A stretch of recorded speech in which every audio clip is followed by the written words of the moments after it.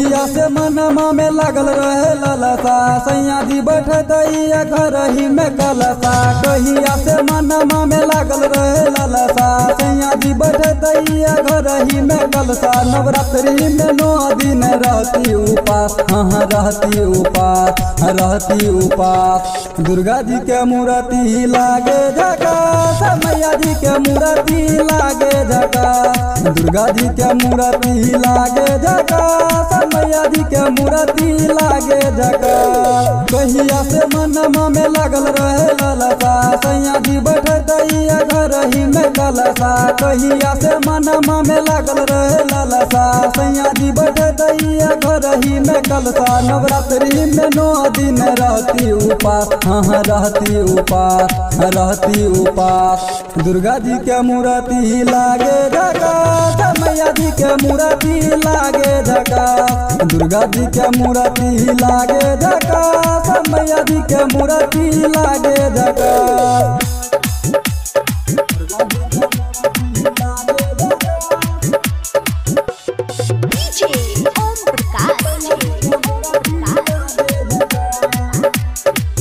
हाँ मैया तही सिर पे सवार रे, सिर पे सवार, हाँ सिर पे सवार रे। भगतन से अपन करल प्यार रे, करल प्यार, हाँ करल प्यार रे। उनके चढ़ाई मिसरी मलाई, सच्चा मन से करब से बकाई।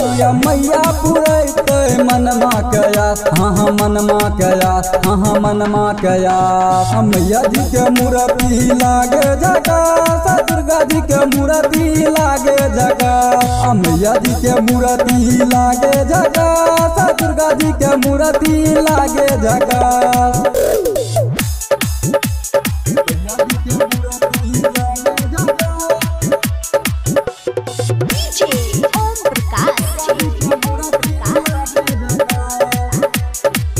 हाँ मैया सुनत ही सबके पुकार रे, सबके पुकार, हाँ सबके पुकार रे। पूछिए माँ हम ओकर दुलार रे, ओकर दुलार, हाँ ओकर दुलार रे।